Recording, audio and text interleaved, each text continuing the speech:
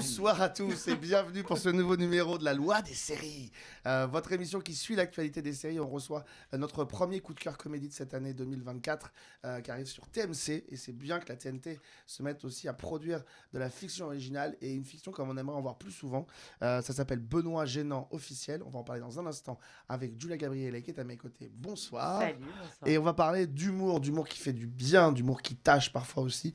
Mais on en a besoin en ce moment à la télévision face à de la comédie qui est parfois beaucoup trop sage. Et pour en parler, on reçoit l'une des comédiennes de cette série. Elle débarque dans cette agence immobilière hors norme. C'est Ornella Fleury. Bonsoir. Bonsoir. Et celui qui met en scène toute cette joyeuse bande de doudingues, mais qui le fait avec, vraiment avec brio et avec talent. Éric Lavenne, bonsoir. Bonsoir. On est très heureux de vous recevoir pour parler de cette série. 12 épisodes de 30 minutes. Là aussi, un format dont on n'a pas trop l'habitude sur les chaînes de télévision dites classiques, dites hertziennes. Et on va en reparler. On a beaucoup de questions à vous poser. Dans la deuxième partie de l'émission, on aura au téléphone une jeune humoriste qui vient de sortir un livre au pitch redoutable et ravageur. Vous la connaissez peut-être. Elle vient d'émerger depuis quelques années sur les scènes, notamment du Montreux Film Festival. Elle s'appelle du Montreux Festival, pardon. Elle s'appelle Florence Mendes et elle vient de sortir un livre qui s'appelle Accident de personne. Je vais vous le pitcher. C'est de l'humour et une histoire qui part dans tous les sens possibles dans l'humour noir et dans le trash. Une jeune femme veut en finir avec la vie. Elle engage un tueur en série rencontré sur le Darknet. Il passe un deal. Il va la pousser sous les rames du métro pour en finir avec la vie. Sauf que le jour J, il se trompe de cible. Il tue la mauvaise personne. Et à partir de là, les choses vont déraper assez sérieusement. Elle a une semaine pour décider si elle veut vivre ou pas. Parce que s'il ne la tue pas, un autre tueur en série va arriver et les tuer tous les deux pour rectifier l'équilibre des choses. Accident de personne, on va en parler avec elle tout à l'heure. On est en... Très cinématographique. Et voilà le livre, je vous le présente. Ça a l'air trop bien. Accident de personne. On aura Florence Mendes qui est hilarante, qu'on aura au téléphone tout à l'heure depuis la Belgique. On va parler dans un instant donc de Benoît Gênant officiel, avec Artus aussi, avec Esteban, et puis avec une pléiade de guests que vous maltraitez bien pendant ces 12 épisodes. François-Xavier de Maison notamment, mais Franck Dubosc aussi, et évidemment Stéphane Plaza, puisque Benoît Gênant est un fan inconditionnel de recherche appartement maison. Il connaît tout par cœur. Voilà pour le pitch. Ça paraît improbable comme ça. D'habitude, on commence l'émission en parlant... Oui, oui. Il y a peu de fans de Ah oui. appartement maison. Ah oui. On va commencer l'émission d'habitude par une avant-première, mais là, c'est par un hommage à un comédien américain qui vient de nous quitter à 80 ans. Ornella est en pleurs depuis tout à l'heure C'est parce qu'elle l'aimait beaucoup, Voilà. beaucoup. Et voilà. C'est toute ma part. Il interprétait l'officier de police Ken Hutchinson aux côtés de Paul Michael Glaser dans les années 70 dans cette série Starsky et Hutch, évidemment, qui a fait les beaux jours de la télévision française le dimanche après-midi. Voici un petit souvenir du générique de la série en question.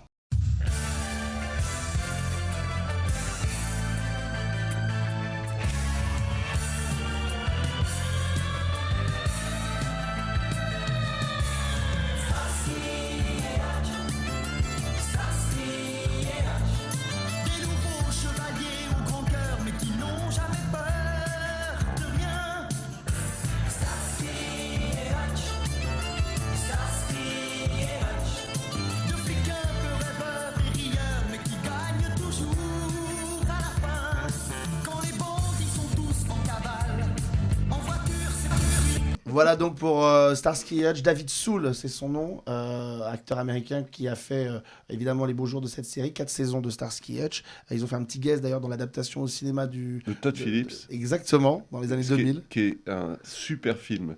Ah ouais, Starsky et Hutch de Todd Phillips, c'est à tomber par terre de rire. Et d'ailleurs, Paul Michael Glaser et lui, dans le film, vendent la Ford Torino. Voilà, à la fin. C'est à la Owen fin, Wilson qui joue Ouais. son rôle. Donc on le conseille, ce film. Bah ouais, c'est vraiment C'est c'est un très, très chef-d'œuvre. drôle. c'est l'adaptation Ok. réussie pour le coup, Oui, c'est effectivement. vrai. À version un peu Incroyable. plus comique, puisque cette série est plutôt sombre. Allez, Mais voilà. Ah oui, c'est une vraie comédie. Ouais. Ouais. Et il y avait un troisième larron qui s'appelait Guy les bons tuyaux, Ouais. qui est joué par Antonio Fargas, qui d'ailleurs, petite anecdote, puisqu'on a reçu souvent Lionel Lionel Olanga dans ce studio, créateur de Shérif pour la télévision. En saison 4 de Shérif, ils avaient fait venir Antonio Fargas et La Fort Torino pour un épisode un peu méta dans lequel le héros fan de séries télé, évidemment, voyait apparaître La Fort Torino et prenait conseil auprès de Guy Les Bons Tuyaux qui avait fait un guest dans cette série. David Soul a fait aussi des films pour le cinéma, on pense au Vampire de Salem à la fin des années 70, et il a même tourné en France, dites donc. Il a tourné dans une saga de l'été en France dans les années 90. Belle la vie. Non, pas Plus belle la vie, ça n'existait pas encore, madame. Ça existe depuis très longtemps, mais pas encore. Louis la Brocante. Eh ben non, monsieur, ça s'appelait... Regardez un petit extrait du générique de cette série. Cœur océan. On est dans les années 90, regardez.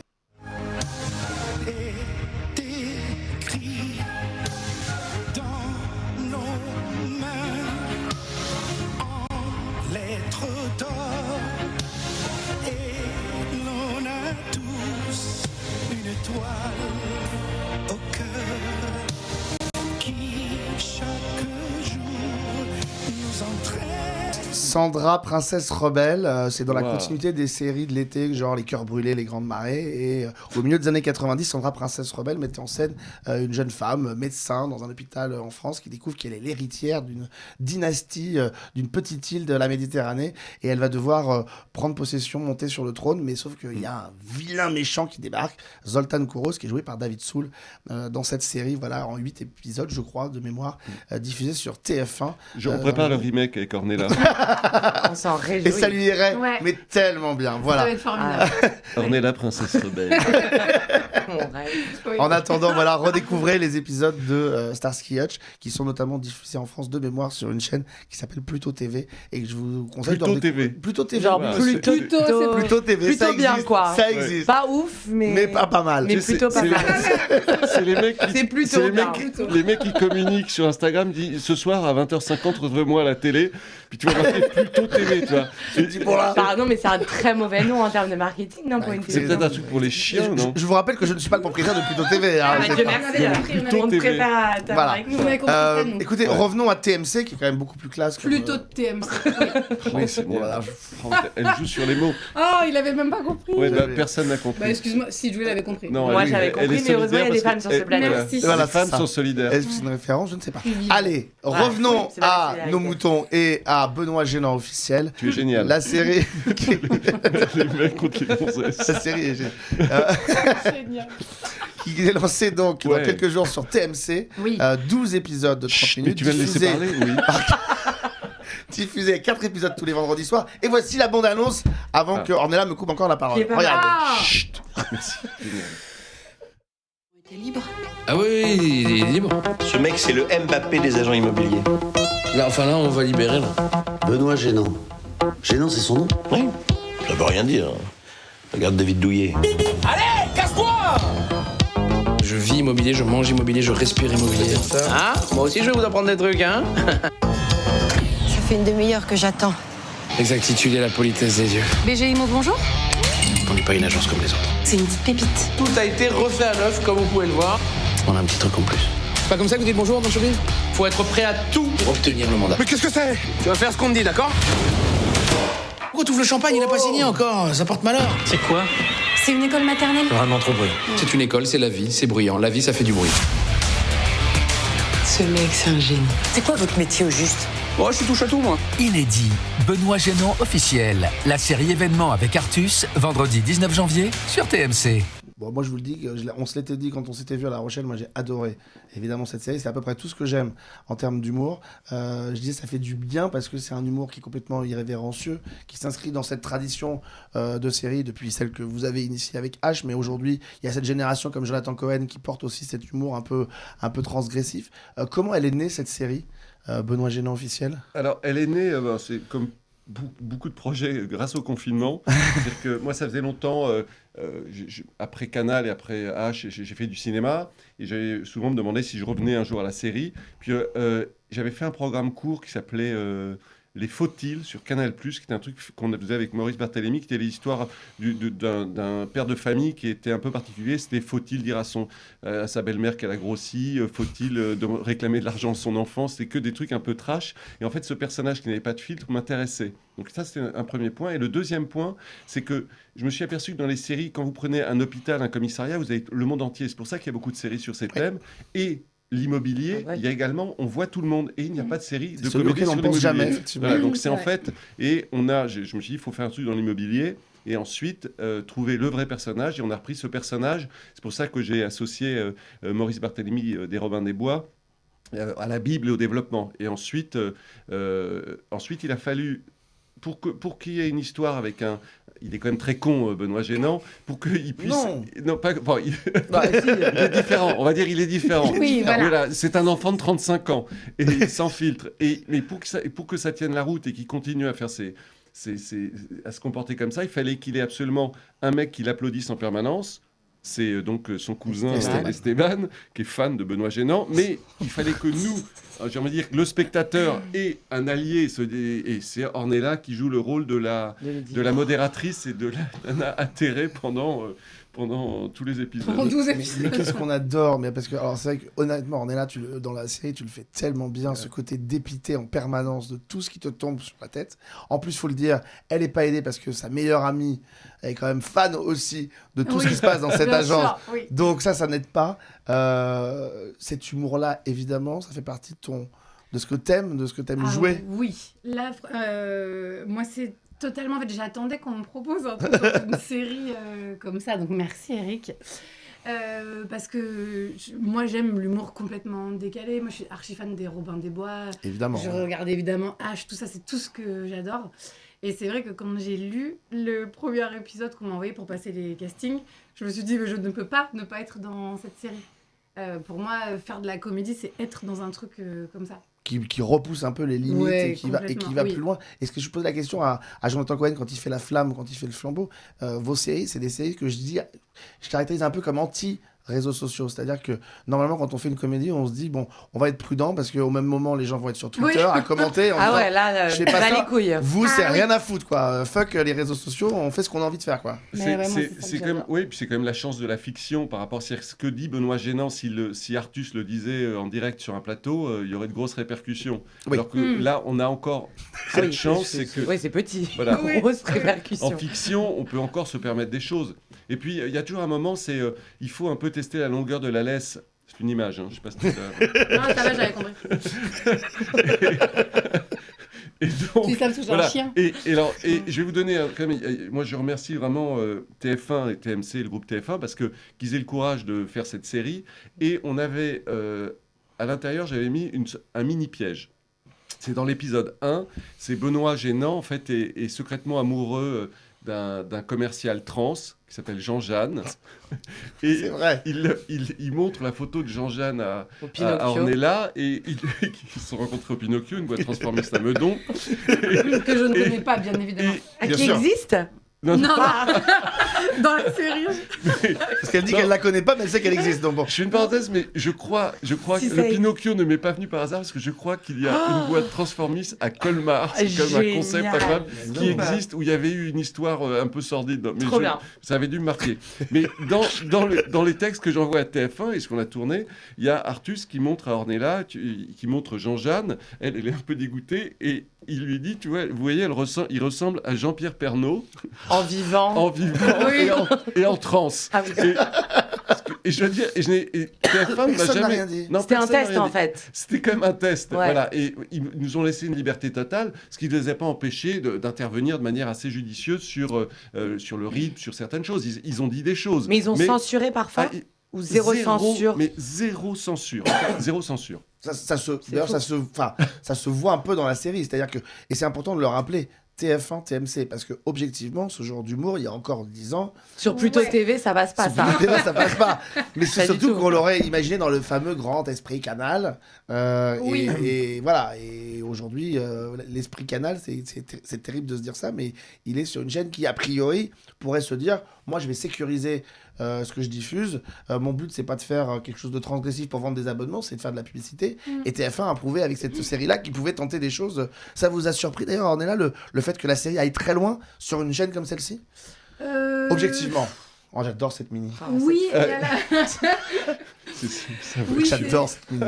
c'est surprenant que ce soit sur une chaîne comme ça, mais à la fois, étant donné que c'est Eric, en fait, je pense qu'il faisait confiance aussi à l'écriture Ouais. d'Eric, à son... Il y a une à signature, tout ce ouais. ouais, bien sûr. Donc, Et Artus, évidemment, c'est quand même porté par Artus, donc c'est surprenant, oui et non. Mais c'est vrai que c'est osé, et ça, c'est trop bien.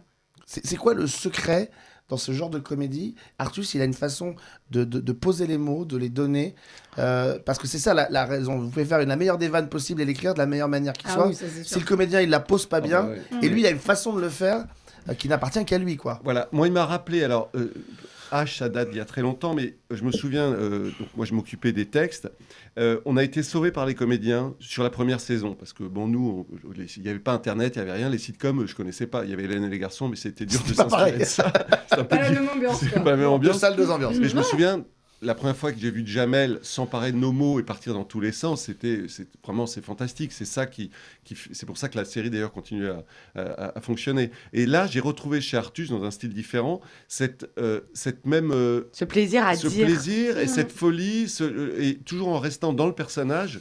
Et franchement, Artus, ce qui est génial pour un auteur, c'est quand vous avez des comédiens, que ce soit Ornella, Esteban, Artus, qui subliment vos textes et qui vous emmènent ailleurs. C'est pas tant d'improviser et de changer les choses, mais effectivement, c'est sur le rythme. Et puis ensuite, il est hyper doué. C'est-à-dire que moi, je pensais pas c'est con à dire, mais il est capable de chanter, de faire des bruitages, il se meut du verbe. Mouvoir. Rien. Waouh. Ah, Mais lui, il croit. Je suis obligé de dire, Ornella fait des progrès énormes. Je sais pas comment t'acceptes. Bah ouais. Bah, elle a rencontré des garçons tout simplement et ça l'a, je sais pas. Ça l'a élevé. On est Bah, d'accord. J'étais mais vraiment ça en se tournage ressent. avec beaucoup de garçons. Ça l'a transcendé. Ah oui, j'avoue, pas beaucoup de. Oui. Ah oui, j'étais entourée Ah oui. que de garçons. Il y a ta meilleure, Ah oui, meilleure ta amie. copine, Nina. Oui, Nina. mais heureusement qu'il y a Nani qui est là. Heureusement. Qui est très bien aussi, il faut le Elle est dire. super, Ouais. super. Mais Alors, oui. je voudrais juste revenir Ouais. sur quand on prépare une série et sur les comédiens qu'on a choisis. Je voudrais remercier Artus parce que Artus, la vraie difficulté, c'était de trouver le bon trio. Et Artus a participé à tous les castings, que ce soit pour le rôle d'Esteban ou d'Ornella. C'est-à-dire qu'il était présent et on a vu beaucoup de monde. Et j'ai fait un autre truc qui est vraiment qui est pas sympa, mais c'était sachant qu'une série, c'est long à tourner, il faut être présent, il faut qu'il y ait une bonne ambiance, mais il faut connaître Tu lui as ses textes demandé et son tout. avis. Non, ce que j'ai fait, c'est que j'ai écrit, il y avait 10 pages de texte, tu sais, quand tu es venu Aux répéter- essais, ah aux oui, oui. essais, Ah oui. c'est-à-dire que Oui. j'envoyais pas une demi-page, c'était 10 pages déjà, Mais ça, moi, je trouve ça ça génial. permet de Bah faire oui, le tri c'est un cadeau. et de voir les mecs qui sont motivés, machin chose. Et alors, pour le rôle de... C'est vrai que pour ton rôle, on a vu beaucoup de filles qui étaient super, mais finalement... Elles n'étaient pas dispo après, donc. Voilà. Non, mais c'était vraiment notre choix parce qu'en plus, alors, non mais moi, je dois dire, j'ai été surpris qu'Ornella, et tant mieux pour nous, ne soit pas plus utilisée. Parce que c'est une comédienne qui est géniale. Ah bah Comme oui. vous le faisiez remarquer, la manière, c'est très dur de recevoir. Pour qu'un spectacle de comédie fonctionne, Et celui qui donne et il y a celui qui le, reçoit. voilà, il y a le chant, le contre-chant, et elle elle ne joue jamais de la même façon, et c'est extraordinaire la manière dont elle encaisse, et en même temps en restant intelligente, féminine, pas la nunuche qui est là, la tête baissée. Et je trouve que vraiment, c'était une dans le C'est cas très bien d'Ornella- dosé, ouais. Et dans le cas d'Ornella, tout passe beaucoup par le regard dans Ouais. la série. Ah, mais Il y a il- des jeux de mais- regard ouais. en permanence avec Et c'est très. Esteban et avec Artus. Mais il la laisse pas parler, donc... Non, Oui. de toute façon, je n'ai pas de place pour dire un mot. Moi, je retiens cet épisode formidable, notamment avec le pull. Ah oui, bien sûr. Le pull bleu aux couleurs de La la forêt. Bien sûr. Et voilà. Mais Le c'est- drame. Non, mais ou la référence Pantone dans un autre épisode, moi j'adore ça. Vous avez Oui, la ça, référence c'est- Pantone oui. du bleu Mais moi je pleurais de rire. vraiment. On va voir un montage photo parce que moi, votre personnage et votre esprit, ça m'a rappelé évidemment l'univers de Rick Laven, mais ça m'a rappelé aussi un autre univers. Et on va voir un montage photo, vous allez voir. Regardez. Ah. Ah oui, il y a pire. Les c'est les clair. François C'est pas mal Pignon. les références. Ouais. ouais. C'est tous les François Pignon. Les François Pignon. Et moi, évidemment, il y a un petit côté, notamment peut-être Villeray et Pierre Richard, pour moi, qui sont vraiment les deux incarnations de François Pignon qui ont Ouais. bercé mon enfance. Et moi, je trouve qu'il y a quelque chose de très Weber dans votre style et dans votre Ah bah, univers ça- aussi. ça me fait extrêmement plaisir. Et je fais une parenthèse, mais Francis Weber, c'est un peu grâce à lui que j'ai fait du cinéma. C'est-à-dire que il a eu, via Molinaro, il a eu le script de mon premier film qui s'appelait Poltergeist. Ouais. Et il m'a téléphoné de Los Angeles en me faisant une fiche de lecture. Donc, un C'est cadeau. génial. Molinaro m'a dit c'est un cadeau à 50 000 $, parce que lui, Ah, il Ah, était c'est script dingue. docteur. Et je me souviens, j'ai essayé de noter tout ce qu'il me disait. Et après, il raccroche, il me rappelle un quart d'heure plus tard. Je l'avais rencontré parce qu'on avait dîné chez Édouard Molinaro. Et il me dit ce truc qui est très étrange. Il m'a dit c'était ta femme, la jolie brune. Oui, c'était ma femme, Marion. Et tu gagnes bien ta vie à Canal. Ouais, oui. Bon, il faut que tu réalises. Parce qu'à l'époque, je voulais juste écrire. Il faut que tu réalises. Et parce que lui, il en a souffert de ça. Et j'ai suivi ce conseil. Et je vais vous donner un autre conseil vraiment génial. C'est que moi, je suis un fan de podcasts. Et il y a un des podcasts les plus géniaux sur le cinéma qui est fait par Jean Weber, le fils donc de Francis Weber, pardon, qui s'appelle Abracadapod. C'est fantastique parce on passe une heure, vous voyez le dîner de con, on passe une heure à parler du dîner de con et il y a son père qui est là, qui parle des trucs. C'est génial. Génial, Je ça conseille, donne envie. c'est le meilleur. Abracadapod. Abracadapod de Jean Weber. Ce mec, c'est drôle parce que ce type Jean Weber, qui a fait un peu de cinéma, mais là, on est toujours très très bon dans un domaine et il faut le trouver un moment. Et ben, c'est dans le domaine du podcast, c'est un des meilleurs podcasteurs qui existent. C'est passionnant. Et vous avez tous les grands films qui sont traités, c'est génial. Bah, on va se précipiter dessus juste après cette émission. Et cette filiation, elle a infusé en vous cette filiation avec notamment le dîner de con. Je trouve qu'il y a quelque chose de très dîner de con dans Benoît Gênant. On est tellement nourris. Pardon, mais l'épisode avec François-Xavier de Maison. Oui, c'est vrai que Où il lui dit on est autour de la table. trouve. Oui, on est autour de la table, c'est presque qu'on a les contrats de pignon avec la Belgique, quoi. Mais tous les moments où ils épellent, où on comprend pas les mots, tous les jeux de mots, c'est très très dîner de con. Moi, j'ai vécu. On voyait beaucoup de moins de choses parce que je suis très âgé, tu sais, au XXe siècle, il y avait moins de choses à voir. Donc en fait, quand on regardait La Chèvre, Les Compères ou tous ces films-là, on les regardait, je les voyais 5 fois. Moi, La Chèvre. Ou pareil pour Les Bronzés, pour tous ces trucs-là, Les Fugitifs, ou un film fantastique. Comme un film extraordinaire qui est un de mes films préférés, qui s'appelle tiré de La course du rat de Lausier, qui s'appelle Je vais craquer, que je conseille à tout le monde, avec Christian Clavier, sont des films que j'ai regardés mais peut-être 10 fois, et obligatoirement à un moment ça influe. Oui, c'est sûr. La blague sur les bronzés aussi est très drôle. C'est quoi, il dit quoi? Tu peux pas, c'est raciste, non, c'est pas? Ah oui, il y a une citation. Fantastique. Il y a trop de citations déjà cultes. Aujourd'hui, c'est comme les bronzés pour nous, et les bronzés ont le droit de faire du ski. Tu peux pas dire ça. C'est génial. Les bronzés ont le droit de faire du ski. Mais ce qui est génial, c'est est-ce que toi tu t'y retrouves dans cet univers-là, dans cet humour-là, Par exemple, rien que le dîner de con, je pense que je l'ai vu 50 fois. Ouais. Ça me fait pleurer de rire. C'est des comédiens extraordinaires. L'écriture, elle est magnifique. Ouais. Enfin, franchement, moi j'ai grandi avec ça. Et c'est vrai que quand j'entends Eric Laven depuis tout à l'heure parler, et que je me souviens des interviews que j'ai vues de Francis Weber dans les plateaux télé, il y a ce petit côté de pétillant dans l'œil quand il parle de ses projets et de ses comédiens qu'on retrouvait avec Francis Weber quand il racontait l'univers de La Chèvre ou des Fugitifs, quoi. Oui, c'est ça. Voilà. Je peux dire un truc sur toi parce que c'est vrai. Non, mais.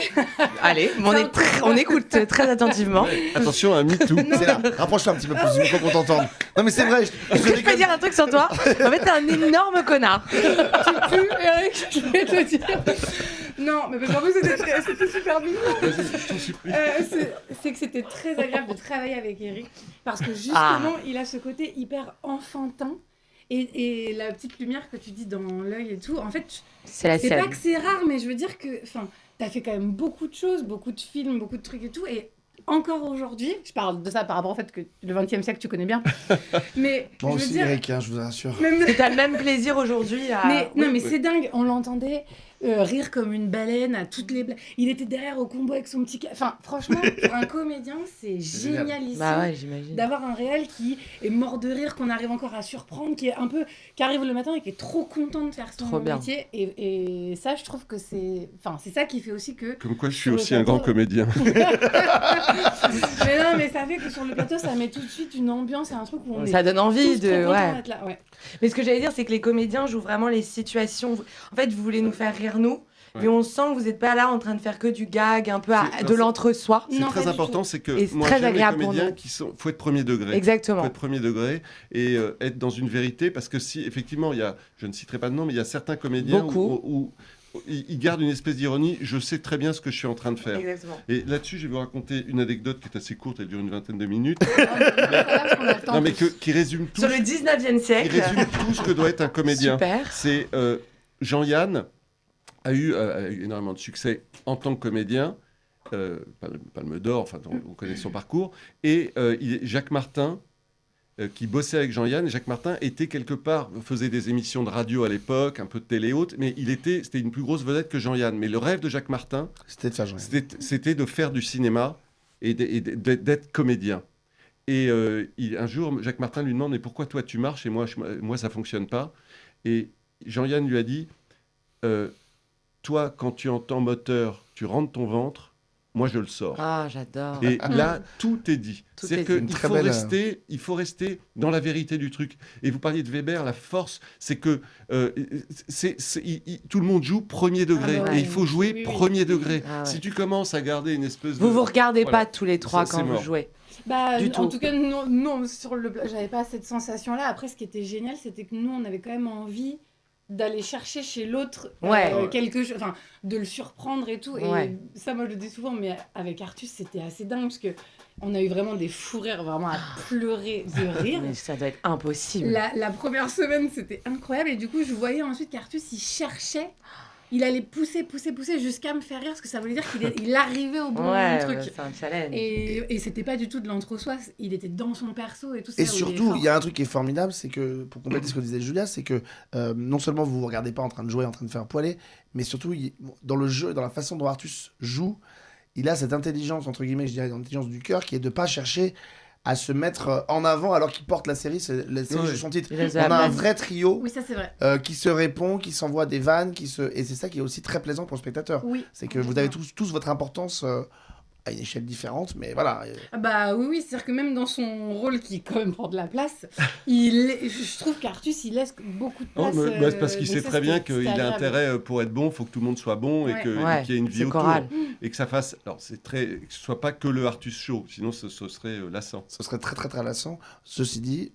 Il est quand même pas mal. Il est quand même présent. Mais il est comme ça, pour l'avoir rencontré dans la vie, il est hilarant en permanence, non? Oui, il est très drôle. Ouais, c'est juste sa manière d'être au monde. C'est un des très très bons humoristes du moment, moi je trouve, parce qu'il a ce côté... J'aime la façon dont il donne les mots. Et que dans ses sketchs, c'est pareil. Donc ça fait plaisir. On va continuer à parler avec vous, évidemment, dans un instant. Mais puisque vous parliez de podcast, on va faire une petite pause pour mentionner un podcast complètement décalé qui va être lancé début du mois de février par le Arte Radio, qui lance de temps en temps des petits modules comme ça. Et ils se sont dit, tant qu'à faire, puisque les feuilletons quotidiens marchent partout, on va lancer notre feuilleton quotidien à nous. Bon, là, on est version décalée, version déjantée. Ça s'appelle La chute de Lapinville. C'est en cours de diffusion. Ils ont enregistré tous les podcasts. Ça va durer pendant 6 mois et peut-être pour toute la vie. Voici le petit teaser de ce podcast audio, donc, diffusé à partir du début du mois de février sur Arte Radio. Bonjour, je m'appelle Lapin. Et je vais vous raconter comment je me suis vengé des gens qui m'avaient fait du mal pendant l'école primaire. Et comment cette vengeance a provoqué la pire catastrophe écologique de tous les temps. La chute de Lapinville, une fiction quotidienne en podcast. Qui va peut-être continuer toute la vie, si c'est bien. Oui, à voir.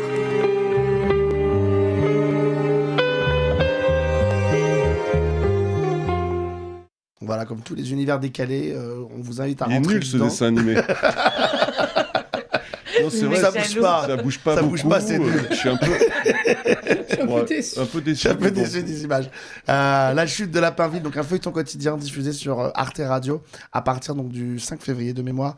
Voilà, à découvrir. C'est un univers complètement barré. Ça va durer 6 mois dans un premier temps. Wow. Et en cas de succès, voilà. Et ça bouge pas pendant 6 mois. Cherchez pas. Non, c'est faux. Il y a une autre image au bout du 3e mois. C'est un podcast de 6 mois. Mais il faut payer. C'est payant. On va continuer à parler avec vous. Mais auparavant, je voudrais vous présenter cet ouvrage dont je vous parlais tout à l'heure. On va essayer d'appeler la comédienne au téléphone. Elle s'appelle Florence Mendes. Elle signe aux éditions Massot, Accident de personne. Je vous lis le petit pitch. Daphné donc veut mourir, mais incapable de mettre elle-même fin à ses jours. Elle fait la rencontre de Martin, apprenti tueur en série qui ne tue que des gens dont c'est la volonté de mourir. Mais très vite, les deux parviennent à un accord. Le hic, le jour J, Martin se trompe de cible et c'est une autre femme qui décède à la place de Daphné. Bouleversée, elle est plus sûre de vouloir mourir, mais un contrat, c'est un contrat. Et si dans une semaine, elle n'est pas morte, un autre tueur se chargera d'elle, ainsi que de Martin qui aura échoué un peu plus d'une semaine. C'est donc le temps que dispose Daphné pour décider si oui ou non elle veut vivre. Est-ce que nous avons ou pas au téléphone, on va essayer d'appeler donc Florence Mendes. On appelle dans la Nièvre. Est-ce que Madame Florence Mendes est là? Allô, bonjour Florence. Bonjour Florence. Bonjour. Alexandre bonjour, au téléphone. Florence. Est-ce que vous êtes prête pour l'interview? Oui, tout à fait. Très bien. Je reprends donc. C'est bon pour toi Ok. Merci beaucoup Florence Mendes d'être avec nous en ligne pour parler de ce livre qui vient de sortir. Il est sorti au début du mois de janvier. Accident de personne. On le disait, un pitch redoutable sur cette femme qui va questionner son envie de vivre avec ce tueur en série qui se trompe de cible, tout simplement au moment de l'éliminer. Ça arrive. Ça arrive. Comment vous est venue cette idée, ce pitch pour ce livre ? Je sais pas très bien. Je me suis un peu réveillée la nuit avec cette idée-là où je me suis dit mais oui, c'est ça qu'il faut faire. Donc. Et vous l'avez écrit en combien de temps ? Ça a mis longtemps pour écrire ce livre ? Oh non, ça a mis 2 mois et demi, 3 mois. Oui, ça va, c'est pas mal, c'est plutôt rapide. Ouais, la nuit pour faire j'ai mis du temps, j'ai mis 10 ans à me décider, mais une fois que l'idée était là, les robinets étaient ouverts et c'était bon. Et c'était bon. Je disais, c'est un pitch, à chaque fois, quand j'ai reçu la notion de la sortie du livre au début du mois de janvier, quand j'ai lu le pitch, je me suis dit, c'est un pitch qui est savoureux, qui est redoutable. Le livre l'est tout autant, c'est-à-dire que votre univers, on passe de Daphné à Martin d'un chapitre à l'autre, avec des chapitres et des paragraphes qui sont assez courts. Enfin, c'est très dynamique, c'est très cinématographique. Vous l'avez écrit un petit peu comme ça, ce livre ? Je voulais que, comme l'action se passe sur 10 jours, je voulais que ce soit vraiment assez intense et assez condensé pour ne me concentrer que sur l'essentiel. C'est-à-dire, on est sur une personne, Daphné, qui estime arriver à la fin de sa vie, donc elle ne s'embarrasse pas de l'accessoire, quoi. Donc il fallait que ce soit un style très, très direct. Et pour ça, la première personne, des phrases courtes, des chapitres courts, ça me paraissait être plus efficace. Elle va mourir, elle s'en fout de ce qu'elle va porter demain, des courses qu'elle doit faire, ça n'a plus d'importance, quoi.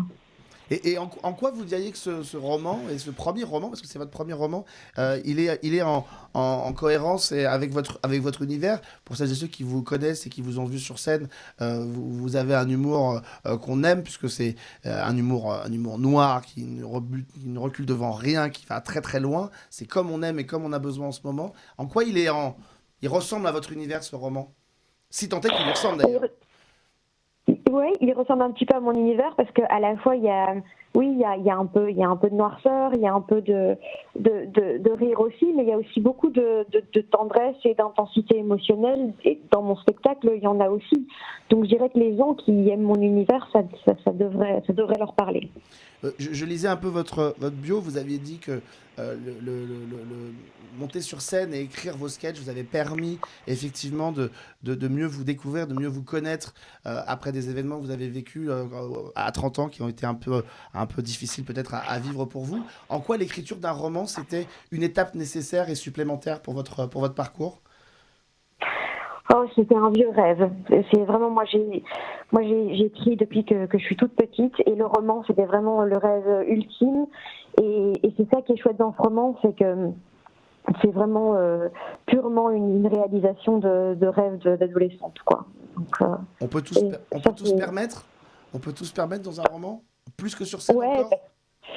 Parce que dans un roman, c'est de la fiction. J'ai mes personnages, ils ont le droit à l'erreur, ils ont le droit à faire de la merde, à pas être correct. Et moi qui tente, en tout cas dans mon travail d'humoriste, d'être très intègre, etc. C'était chouette pour une fois de pouvoir se cacher derrière mes personnages pour leur faire des trucs que moi je fais jamais dans la vie, des trucs nuls, des trucs mesquins, avoir un peu de bassesse et tout. Ça faisait du bien. On parlait tout à l'heure justement avec nos invités Eric Lavenne et Ornella Fleury pour la série de Benoît Génon officiel, de cet humour qui va loin et où le fait qu'à la télévision c'est compliqué d'aller loin dans l'humour. Est-ce que même sur scène aujourd'hui c'est compliqué d'aller loin ? Je pense que c'est pas compliqué d'aller loin. Je pense qu'on peut aller loin si c'est pas gratuit, si ça sert un propos qui est assez noble derrière. Je pense que c'est juste compliqué. Ça sert à rien d'aller loin là où tout le monde est déjà allé. Si c'est pour aller loin et frapper de nouveau sur les mêmes personnes sur qui on a déjà tapé 500 000 fois, bon, est-ce que c'est vraiment nécessaire ? Je sais pas. Je pense qu'on peut aller loin si on tape vers le haut, comme on dit, et pas vers le bas, quoi. Pas sur des gens sur qui on n'a pas besoin d'encore taper. Voilà. La couverture du roman, pareil, elle est très imagée, très particulière. Comment c'est vous qui l'avez imaginé cette couverture du roman ? Alors, moi, j'ai donné 2-3 idées, mais c'est ma tatoueuse, c'est Mab Matière Noire, Morgane Delaunay de son vrai nom. Et j'adorais ce qu'elle fait. Je l'ai rencontrée dans le salon de tatouage où j'allais. Et je lui avais donné 2-3 codes. On voulait retrouver un peu les codes de la tragédie grecque, ce mélange Eros-Thanatos avec cette femme un peu alanguie sur ce crâne. Mais je lui avais donné un peu... pas carte blanche, mais voilà, je lui avais dit, écoute, voilà, je veux aller un peu dans ces eaux-là, et c'est Morgane qui a fait ça, et le premier essai, ça a été, j'ai dit, oui, voilà, c'est ça que je veux. Et ça colle effectivement parfaitement bien. Dernière question, quand on en a parlé la semaine dernière avec nos invités, moi je l'ai déjà mis en avant ce roman, parce que je l'ai dit, j'ai vraiment beaucoup aimé cet univers. Vous êtes un petit chou, merci. Tout de suite, on s'est dit, ça ferait un super film. Est-ce que vous l'avez pensé comme ça, ou est-ce que depuis, vous vous dites, ouais, ça ferait un super film quand même? Alors, je l'ai pas. C'est vrai qu'au départ, j'avais une idée de série, plus avec ce roman-là, et puis je me suis dit, bah non, finalement, ce sera un roman, mais j'avoue que j'ai ouvert un premier dossier Word et je l'ai enregistré sous le nom scénario. Donc, on n'est pas à l'abri que peut-être ça vienne. On n'est pas à l'abri. En attendant, précipitez-vous, parce que l'aventure d'un roman, c'est ça aussi qui est magique, c'est qu'on se fait son idée, on s'imagine comment est Daphné, comment est Martin, est-ce qu'elle va s'en sortir ou pas. Il y a un petit bout de... Ils meurent tous à la fin, c'est des zombies qui attaquent. Ça, c'est le livre 2 qui sortira l'année prochaine. Et c'est plus accident de personne. Mais en tout cas, c'est un vrai univers, c'est une vraie proposition en ce début d'année, alors que la rentrée littéraire bat son plein. On a quelque chose qui est vraiment très transgressif et très original. On avait envie de le mettre en avant, et surtout, moi, ça m'a permis de découvrir encore un peu plus votre univers sur scène que j'aime beaucoup, et j'espère que vous allez en écrire un autre, peut-être, de roman. Allez, arrêtez de m'embêter, il y a un deuxième document Word avec les premiers mots du deuxième roman. Qui s'appelle pièce de théâtre cette fois-ci, non, c'est ça? Non, il s'appelle Roman 2. Ah, bon, bah donc voilà. Il va arriver alors. Bah oui, hein, malheureusement, je crois que j'ai le virus et ça y est, là, c'est parti. Donc si les gens n'ont pas aimé Accident de personne, je suis désolée, il va y avoir encore des bouquins qui vont suivre.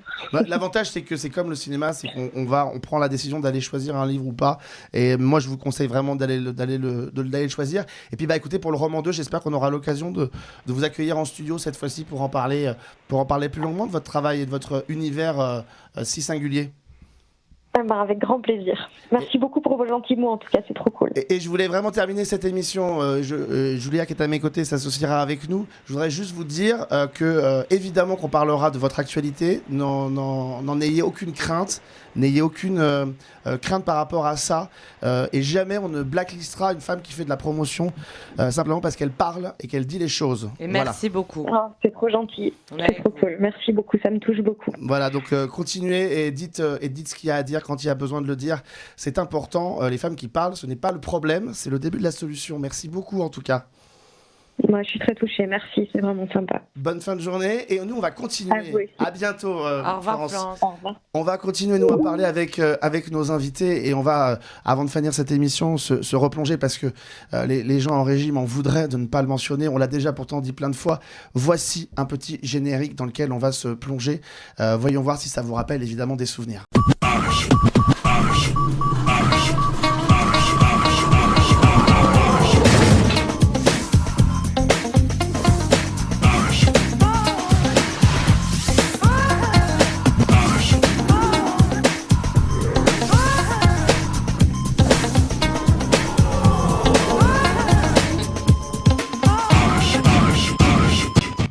Parce que le générique, moi, à l'époque, je travaillais, en fait, j'avais un autre emploi, c'est que j'étais co-directeur d'une agence de pub. Mais je travaillais quand même pour Canal, mais j'ai essayé d'amener du taf aussi pour mon agence, et c'est notre agence qui a fait ce générique, ce titrage. Qui est devenu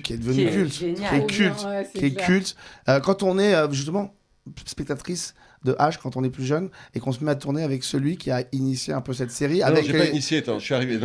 Ah ouais, c'est vrai. Non, moi je suis arrivé au 2e épisode. Ah mince, ah oui, voilà. D'accord, il a tout raté quoi. Ouais. D'un seul coup, on est déçus, on est très déçus. Et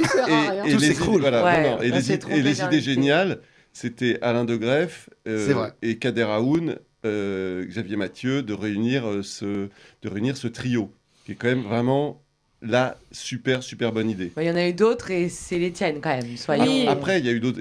Après, il a fallu écrire. Ça, c'était autre chose. C'est quand même primordial. Il faut expliquer qu'on est à la fin des années 90, que c'est la grande époque du renouveau, à la fois des séries sur France Télévisions, côté policier, et des sitcoms. Il y avait aussi Eva Mag, il y avait aussi Blague à part. Voilà,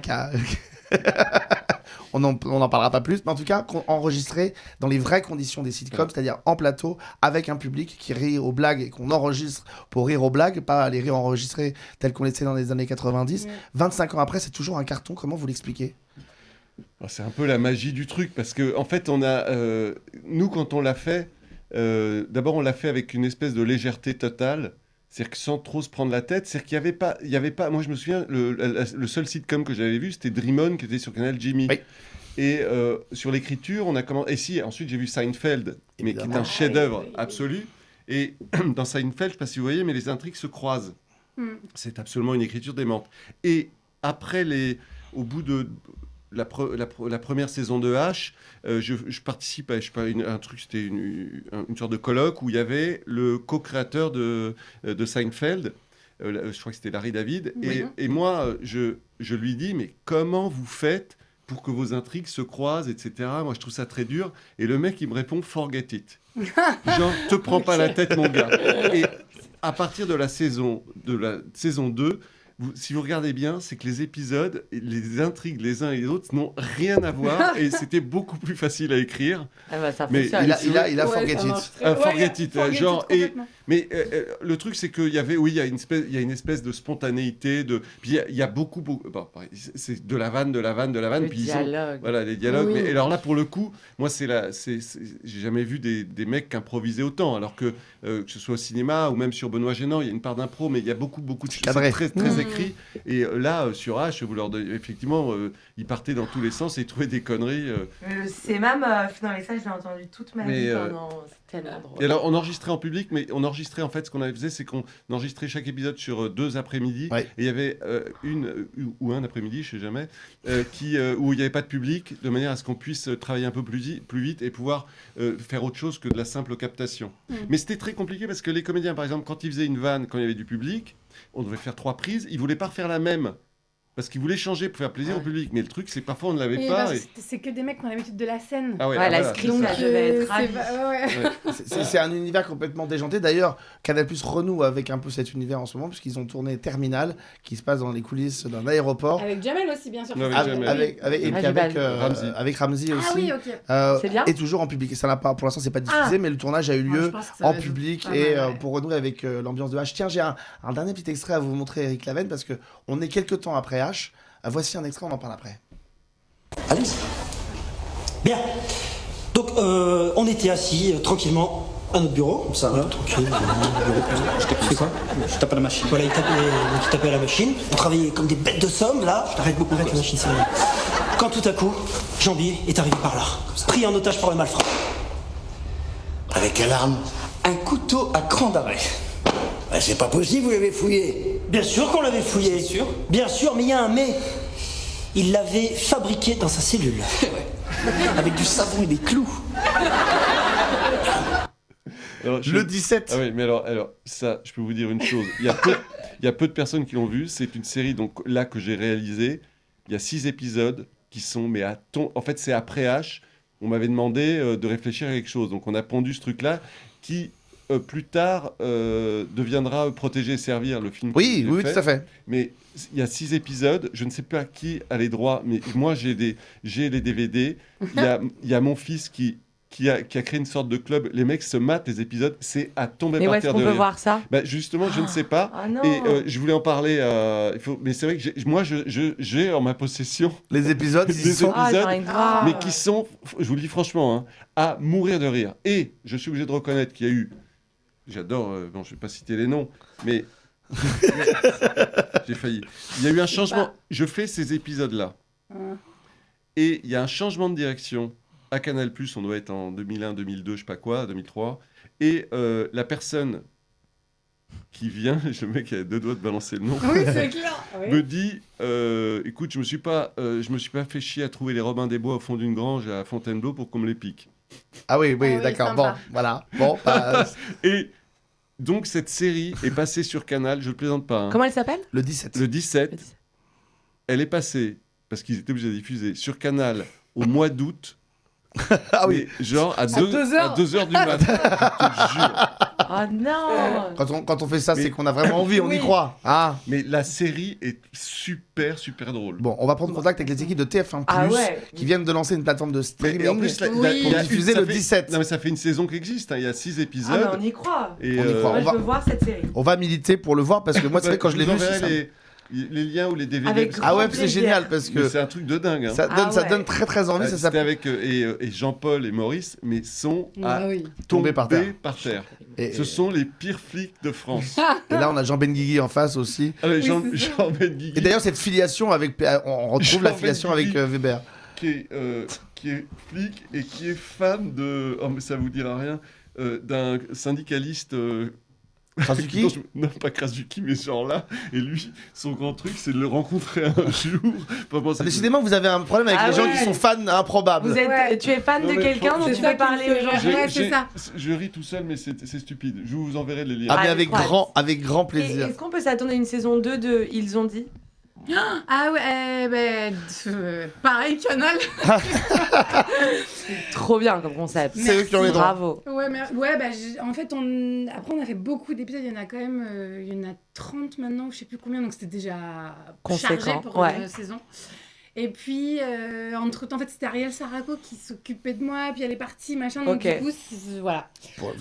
C'est là. Mais toi, t'aimerais bien ou t'es contente de... Moi, je suis très contente de la manière dont ça s'est passé là. J'aime beaucoup tous ces épisodes et voilà.